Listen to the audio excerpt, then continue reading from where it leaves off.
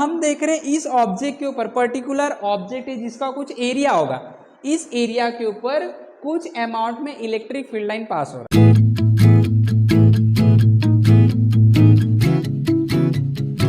Hello, welcome everyone, कैसे हो आप लोग। Welcome back to wonderful educational learning platform the SM academy. और आज हम लोग क्लास 12 का चैप्टर नंबर 8 इलेक्ट्रोस्टैटिक ला चुके हैं। बहुत इंपॉर्टेंट चैप्टर है from exam point of view और बोर्ड एग्जामिनेशन के लिए बहुत ज़्यादा इंपॉर्टेंट चैप्टर है। अच्छी तरीके से इसको समझने की कोशिश करेंगे, अच्छे से सारे कंसेप्ट डेवलप करने की कोशिश करेंगे। आप लोगों को इस वीडियो को लास्ट तक देखना है और साथ में आप लोगों को नोट्स भी बनाना है। वेरी इंपॉर्टेंट, आप लोगों को प्रैक्टिस करना है। क्लियर? ओके। तो ये जो चैप्टर इलेक्ट्रोस्टैटिक है आप लोगों ने क्लास 11 में भी पढ़ा है और क्लास 11 में हम लोगों ने इलेक्ट्रोस्टैटिक और इलेक्ट्रिक फील्ड के बहुत सारे बेसिक कंसेप्ट सीखे थे और अब इस कंसेप्ट की यूज करके हम लोगों को क्लास 12 में इलेक्ट्रोस्टैटिक के एप्लीकेशन से डील करना है और हम लोग उसके लिए फिर से एक बार रिवाइज करेंगे क्लास 11 के कुछ इंपॉर्टेंट टॉपिक्स जो यहाँ पे काम आने वाले। ओके, सो इस वीडियो को वंस अगेन लास्ट तक देखना, अच्छी तरीके से समझना। So now without wasting time let us begin. Okay, so now electrostatic chapter 8 है। गॉस लॉ सबसे इंपॉर्टेंट इसके अंदर जो हम लोग ने क्लास 11 में सीखा था। क्लियर? ओके, वापस से एक बार क्विक रिवीजन कर लेंगे। गॉस लॉ समझने के लिए हम लोगों को एक टर्म समझना है, फ्लक्स, इलेक्ट्रिक फ्लक्स, जो कि हम लोगों ने सीखा था और हम लोगों ने क्लास 11 में ये बताया था कि इलेक्ट्रिक फ्लक्स जो होता है वो होता है integration E into small area इनका डॉट प्रोडक्ट, राइट। और अगर मैग्नीट्यूड के टर्म में लिखना चाहो आप, ये तो मैंने वेक्टर के फॉर्म में लिखा है, मैग्नीट्यूड के टर्म में लिखना चाहो तो ये हो जाएगा ई into D A cos of theta. ये डॉट प्रोडक्ट है, इसके लिए कॉस थीटा आया, क्रॉस प्रोडक्ट होता तो साइन थीटा आ जाता है। ठीक है, क्लियर? क्या होता है ये पता तो है लेकिन फिर से रिवाइज कर लेते हैं। मान लो आपके पास कोई एक सरफेस है और इस सरफेस के ऊपर कोई चार्ज रखा आप लोगों ने, ये प्लस चार्ज, ठीक है। अब प्लस चार्ज रखा है तो इसके आसपास में इलेक्ट्रिक फील्ड बन जाएगा और ये इलेक्ट्रिक फील्ड का डायरेक्शन और इलेक्ट्रिक फील्ड का जो भी डायरेक्शन है यहाँ पे, ये डायरेक्शन हम लोग एक लाइन से बताते हैं, जो लाइन हम लोग को इलेक्ट्रिक फील्ड लाइन बताते हैं। क्लियर? इलेक्ट्रिक फील्ड लाइन के नाम से जानते हैं। या तो हम बोल सकते हैं कि ये जो फील्ड लाइंस होती है, ये बेसिकली फील्ड लाइंस क्या है, ये इलेक्ट्रिक फील्ड के डायरेक्शन को ही बता रहा है। अगर ये कर्व होता, अगर फील्ड लाइन मान लो कर्व होता तो इसके टेंजेंट हम लोग को इलेक्ट्रिक फील्ड लाइन का डायरेक्शन बताता।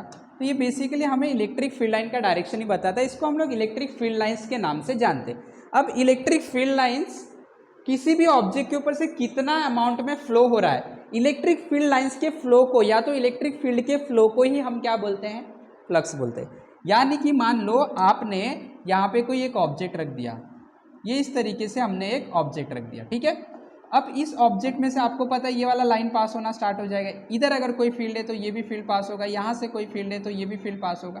तो हम देख रहे हैं इस ऑब्जेक्ट के ऊपर, पर्टिकुलर ऑब्जेक्ट है जिसका कुछ एरिया होगा, इस एरिया के ऊपर कुछ अमाउंट में इलेक्ट्रिक फील्ड लाइन पास हो रहा है।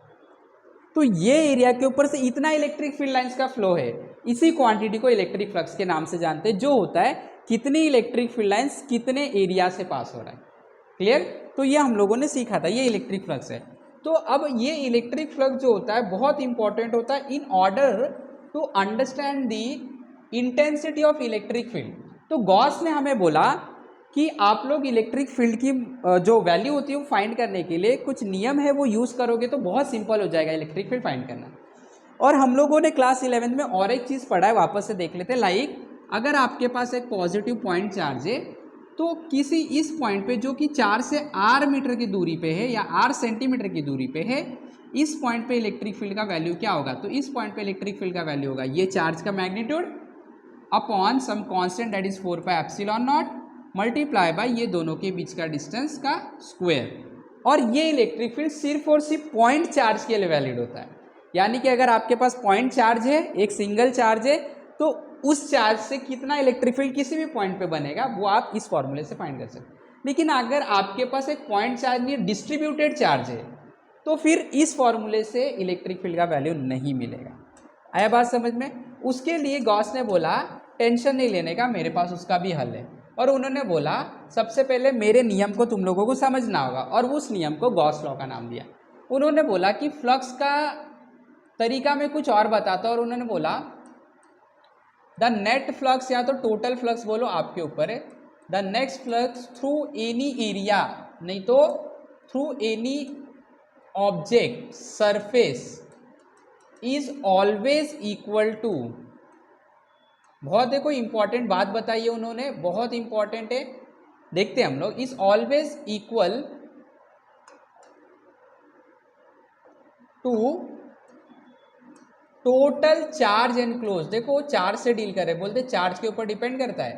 Total charge enclose within the surface या तो within the object divided by permittivity of the medium. क्या है ये, अभी समझते हैं। एकदम पक्का कॉन्सेप्ट आपको, एकदम क्लियर कट कॉन्सेप्ट आपको मैं बताऊं, ठीक है। ये बोलता है, मान लो अभी आपके पास एक स्फीयर है और आपने उसके अंदर एक सिंगल चार्ज रख दिया, तो अब ये चार्ज से इलेक्ट्रिक फील्ड लाइंस निकलेगी, ऑब्वियसली निकलेंगे। तो ये इलेक्ट्रिक फील्ड लाइंस जब पास होगा, तो देखो अब इलेक्ट्रिक फील्ड लाइंस के बारे में हम लोगों को क्या पता है, हम लोगों को पता है इलेक्ट्रिक फील्ड लाइंस सरफेस को परपेंडिकुलर, तो यहाँ से इलेक्ट्रिक फील्ड लाइंस निकलेगा, यहाँ से निकलेगा, यहाँ से ऐसे इलेक्ट्रिक फील्ड लाइंस निकलेगा। तो अब ये इलेक्ट्रिक फील्ड लाइन इसमें से बाहर निकल रहा है, मतलब हम बोलेंगे इलेक्ट्रिक फील्ड लाइंस इस पर्टिकुलर एरिया से फ्लो हो रहा है, और इसलिए हम बोलेंगे इस ऑब्जेक्ट के ऊपर इलेक्ट्रिक फ्लक्स है।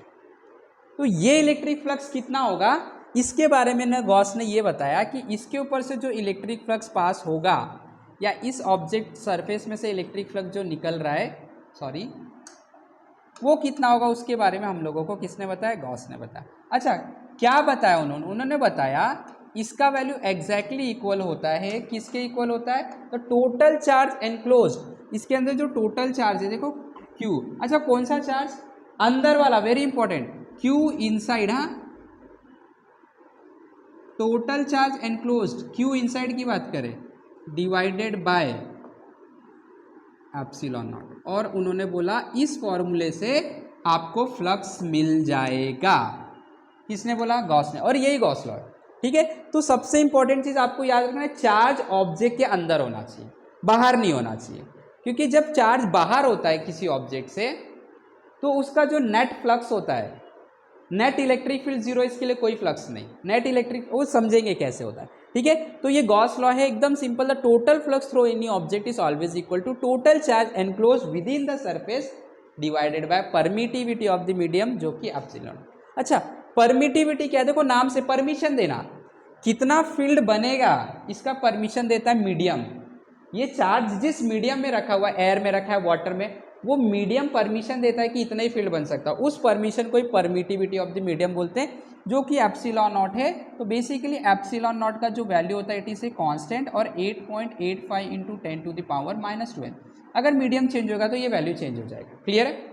परमिटिविटी की वैल्यू यहाँ पे रखना, बेसिकली हम लोग जो भी काम करते हैं वो एयर मीडियम करते हैं, राइट, जो भी प्रैक्टिकल करते हैं हम वैक्यूम या एयर में करते हैं, जो कि वैल्यू इतना होता है, क्लियर। चलो अब इसको हम लोग प्रूफ करके दिखाएंगे, ये कैसे, ठीक है। तो अभी यहाँ पे आपके पास क्या है, एक चार्ज है, क्या है, एक चार्ज, क्लियर, ठीक है। अब ये चार्ज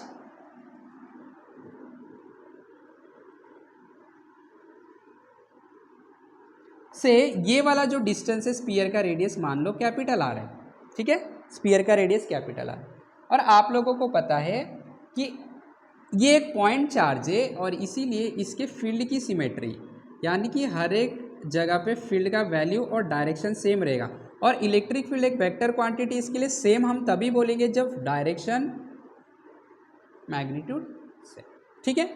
ये इलेक्ट्रिक फील्ड का डायरेक्शन है। अच्छा, उसके बाद मैं यहाँ पे एक छोटा सा एरिया कंसिडर करता हूँ, ये वाला, और जो भी आपने एरिया छोटा सा DA कंसिडर किया है, DA, इसको मैं बोलता हूँ ये DA एरिया है, ठीक है, DA, ठीक है, DA एरिया, ये एक वेक्टर क्वांटिटी, इलेक्ट्रिक फील्ड पे एक वेक्टर क्वांटिटी, DA एरिया जो है वो वेक्टर है, इसलिए इसका मैग्नीट्यूड तो होगा, जितना एरिया होगा उसका डायरेक्शन होगा नॉर्मली आउटवर्ड, सरफेस के बाहर, और नॉर्मली परपेंडिकुलर, तो ये सरफेस है तो ये नॉर्मल 90 डिग्री पे, और बाहर रहना चाहिए, अंदर नहीं, बाहर की तरफ, ठीक है। ये अब देखो यहाँ पे जरा ध्यान से, ये जो हम लोगों को मिला है यहाँ पे DA और इलेक्ट्रिक, ये जो येलो वाला लाइन है वो इलेक्ट्रिक फील्ड का है, ये DA, क्लियर? चलो स्टार्ट करते हैं। अभी हमें पता है फ्लक्स से स्टार्ट करेंगे, ठीक है। From formula of flux, flux का फॉर्मूला क्या है, जल्दी जल्दी फटाफट बता देना है। Flux is equal to integration E into D A cos of theta. अब इलेक्ट्रिक फील्ड देखो हर एक पॉइंट पे मैग्नीट्यूड की बात करना, इलेक्ट्रिक फील्ड का मैग्नीट्यूड हर एक पॉइंट पे सेम होगा। क्यों? क्योंकि यहाँ से ये पॉइंट सेम दूरी पे, यहाँ से ये पॉइंट सेम दूरी, रेडियली है ना, रेडियस तो सेम होगा। ये पॉइंट पे इलेक्ट्रिक फील्ड, ये पॉइंट पे, ये पॉइंट पे, सब पे मैग्नीट्यूड तो सेम होगा। तो इलेक्ट्रिक फील्ड एक कांस्टेंट क्वांटिटी है और इसीलिए मैं इलेक्ट्रिक फील्ड को बाहर निकाल दूंगा इंटीग्रेशन से, और बचेगा D A into cos theta. अब ये थीटा क्या होता है? ये थीटा ई और ए का बीच का एंगल होता है। इलेक्ट्रिक फील्ड भी इधर है, एरिया भी इधर है, पैरेलल है, पैरेलल के लिए एंगल 0 होता है। तो यहाँ पे हो जाएगा flux is equal to E integration D A cos 0 1 हो जाता है इंटू 1। अब क्या बचा? D A into 1 is D A. अब डी ए मतलब छोटा सा एरिया ये, तो इसका इंटीग्रेशन मतलब पूरे सरफेस का एरिया बताओ भाई।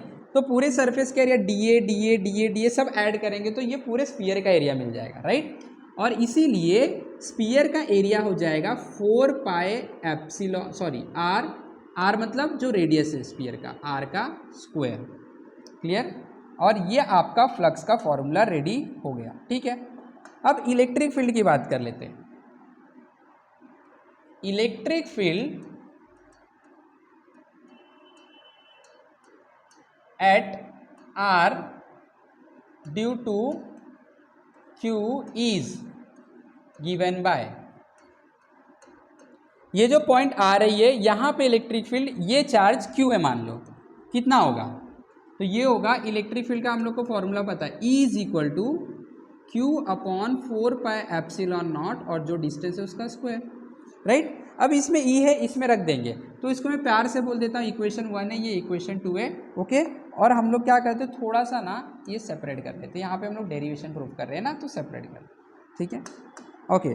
अब from equation 1 and 2, from 1 and 2 और 1 से देखेंगे तो flux is equal to E का वैल्यू रखूंगा, ई का वैल्यू ये रहा, Q upon 4 pi epsilon nought R square multiply by, ये क्या है 4 pi R square, 4 pi R square.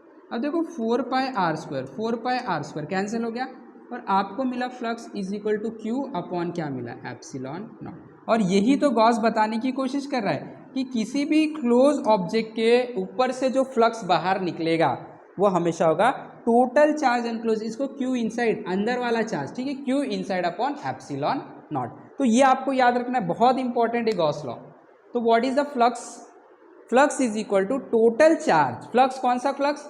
जो कि किसी क्लोज सरफेस से बनेगा, क्लोज सरफेस पे इनक्लोज होगा, क्लोज सरफेस पे लिंक होगा, वो होता है टोटल चार्ज उस सरफेस के अंदर कितना है divided by permittivity of the medium. तो याद रखना है ये और ये दोनों फॉर्मूला फ्लक्स का याद रखना है, इसकी मदद से हम लोग आगे बढ़ेंगे। इलेक्ट्रोस्टैटिक में जितनी भी डिफिकल्टी सब लोग को टैकल करते जाएंगे वो भी सिर्फ और सिर्फ इसकी मदद से होगा।